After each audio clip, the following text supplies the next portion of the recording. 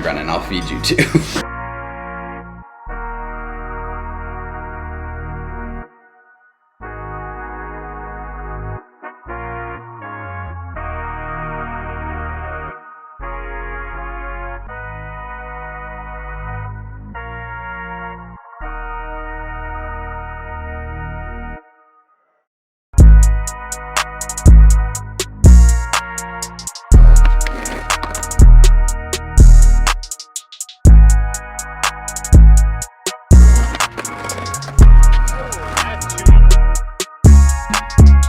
Does it look good? Yeah, does it feel good? Fucking inside my head. You gotta depuff your face Daily.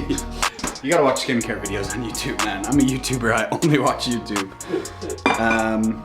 Okay, we're gonna make like a, fuck.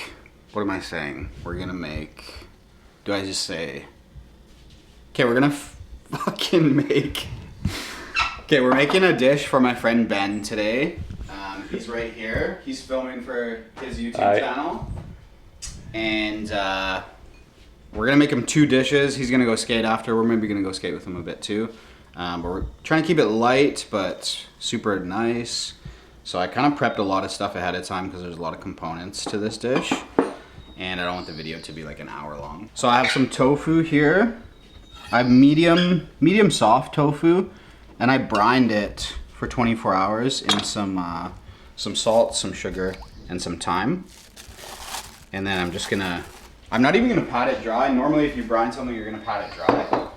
But we're gonna dredge it and fry it in cornstarch. Cornstarch is a little bit lighter. You can use flour, but you won't get the like agedashi Japanese style tofu. It becomes really heavy when you use flour, and obviously flour is not great for you. Starch is really light and it puffs up when you fry it. And you can fry a whole piece of tofu and cut it after, but I just find if you cut it beforehand, you'll end up dredging the whole thing, so you'll end up with more crispy sides. So we're just gonna dredge these in a little bit of cornstarch. So that's it. Dredged, brined, easy. I got like probably 2 inches of oil, and just use canola oil for this. Whenever you're frying, you wanna use canola oil and neutral oil, sunflower oil, something with a really high smoke point. If you're like wondering what oil to use and you don't know what your smoke point is, you need something that's 400 or above. So if you're ever just wondering, you can just Google smoke point of whatever oil you have, and should be on there. And it's not quite hot enough, so we're gonna wait. So Classic. But we have a pan preheated here, and we're gonna do the braised endive while we wait. And so this endive is just halved and seasoned with salt. We're gonna braise it. Endive is super bitter, so I made a little bit of veg stock, and I actually made it quite sweet with some miso and some sweetener in there. So if you're cooking endive and you just want to do it like with store-bought veggie stock, I would add some sugar, maple syrup, honey, something like that, something to offset how bitter it is. And we're gonna cook it kind of not super hot, slowly, so that it gets a good amount of color. In here I have a mushroom ragu that I made yesterday. So all I did was do like some diced shallots, some slivered garlic, sweat that a little bit, add some mushrooms, like I think I used oyster mushrooms, a few shiitakes, and some creminis, but use whatever you want. Cook those down, season it with salt and pepper, add mushroom stock. You can buy that at the store, you can make your own. And that's it. And then at the end, I just, because it's quite rich and super meaty, add a little bit of white wine vinegar at the end just to balance it. And then the other 2 components are here. This is a gochujang sauce. So I made it kind of light with an egg yolk. This is a lime emulsion, so it's just lime juice, ginger, egg yolk, and oil. That's it. Okay, so the oil's hot enough, so I'm gonna get these tofus in there. So your oil is hot enough. Oil will absorb when it's not hot enough. So that's when you end up with things that are like really quite greasy. Is when your oil is not at a certain temperature. If you want to use a thermometer, like 350 to 375 in that range is a good temperature. I can eyeball it pretty well, but yeah, make sure that you give time for it to heat up. You don't want to ever put anything in cold oil, or it will just soak up grease, and it will eventually get crispy, but it will end up tasting quite greasy. And keep in mind the temperature of things you're putting in oil. So I'm adding a bunch of cold tofu, so I actually want the oil a little bit hotter than it is because I'm gonna drop that oil temperature. So depending how much oil you have, just keep that in mind. Maybe get it a little bit hotter than you need if you're putting a bunch of cold product into it. Or you can bring your tofu up to room temperature first so that it doesn't shock the oil when it goes in. How are we working on this? I'm gonna turn this up. Let's get dangerous. Woo! Oh, that's fucking good. One more. So I'm just flipping these over. I got a nice char, caramelization on it. And I just want that on one side. This is sweetened veg sauce.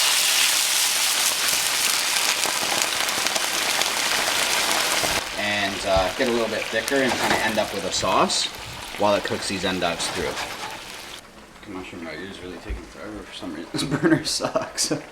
You get to live in paradise, you don't get 4 burners. You can see that we've got a bunch of nice little puffy bits on this tofu. Something mesh just to keep it. You just don't want to put it on, you don't want to put it on a cutting board. You want to put something so some air can get underneath it so that it doesn't get soggy. And then while it's still got some oil on the outside, you want to season it while it's hot with a bit of salt. The salt will stick to it because there's still some oil on there. Nice light meal for the boys.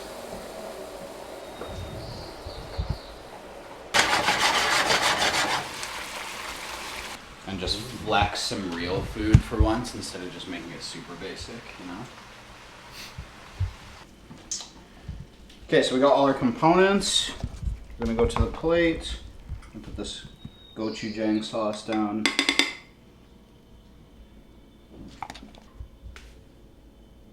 We got our tofu.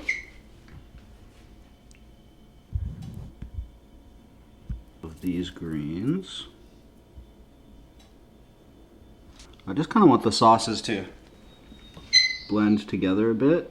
So we're just gonna sneak in some of this nice citrusy emulsion. Well, go 3/4 YouTube. Okay, we're gonna let Ben taste test this and tell us if it's good or not. Moment of truth, I'm honestly scared. What'd you make?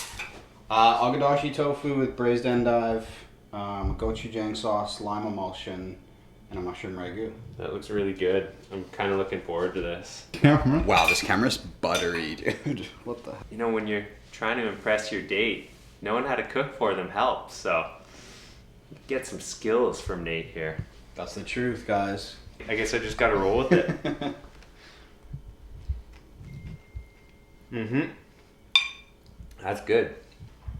And then the mushroom ragu kind of gives you the meaty, really umami, satisfying element as well. Mushroom's really good.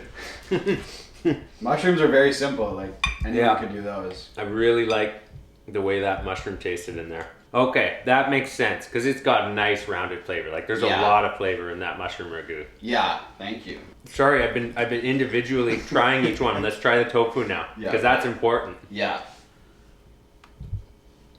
Mm-hmm. And to the taste, I've never actually brined tofu. That was actually an experiment. Well, I was kind of noticing that the tofu seemed to have a little more flavor than like throughout. Mm-hmm. Okay, nice. So it did work. That's good to know. Yeah. Because usually tofu is quite mild when you eat it. It's quite mild and it's totally lacking salt. Totally. And this one is rounded out for sure. Awesome. So I would say that worked. So if you're scared of tofu, this will help. If you just put a pot of those mushrooms in front of me, I could just eat that whole pot of them. Yeah. You can totally like eat that and go skate. Mm-hmm. All right, we got one more dish. I want to taste this brine tofu to see if it works. Whoa, what the fuck? It actually works so good. And now that I've had a chance to like actually absorb all of it and try each one in individual bites and together, yeah, I'm not letting any of this go to waste. Excuse me? Huh? I said your camera's so nice, dude. Right in front of me. Right in front of her. PB&J yogurt parfait, I got you vegan yogurt that I whipped with... Wait, I'm having more? You're having... You're having dessert. I'm having dessert too? Yeah. Oh, awesome. Awesome. Because the only thing missing was a little bit of carbs. Yeah. And now I'm not leaving empty. No. That's awesome. I made granola yesterday. Mm-hmm. I made like a white chocolate black sesame granola with like a good, I think granola is always kind of lacking salt, so you can taste some of it. You can just taste it out of the bowl. So this is just a vegan yogurt made with coconuts, but it's still probiotic, and I just whipped it. I had some peanut butter that was roasted peanuts, so it's like a dark roast peanut butter. And I'm gonna put this down on the plate, and just gonna make Ben a little parfait, a little something sweet to finish his meal before he goes and skates, or before we go and skate. Some berries here. I got cranberry, blueberry. I wanted to use some cranberries because cranberries are pretty sour, and since this is all quite sweet, I wanted to balance that a little bit. I need a spoon, not a fork. And so I just let these sit in a little bit of vanilla and just a touch of powdered sugar to macerate them. And we're going for a bit of a PB&J vibe here. And then our homemade granola.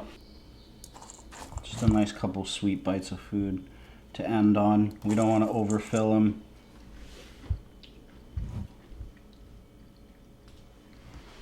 Okay, Ben.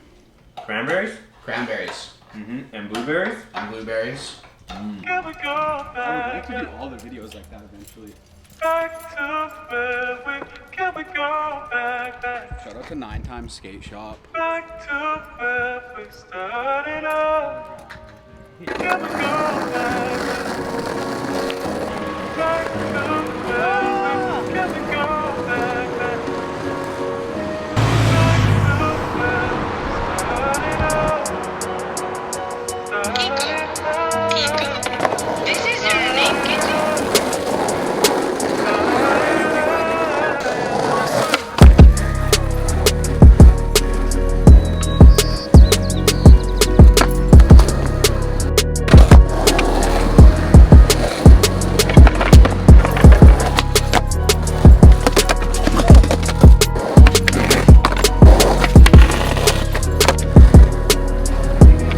Sit back.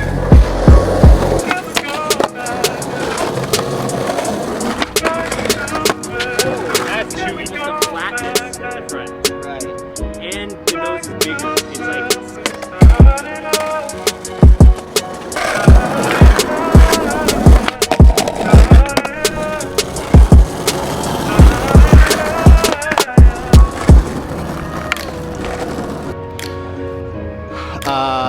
Yeah, okay, so we're done for the day. I'll put Ben's link to his YouTube channel in my description. Go check it out if you're skate at all. He does like lots of skate gear nerd type stuff. And yeah, if you live in Vancouver and want a free meal, just hit me up. I'd love for anyone to be in a video.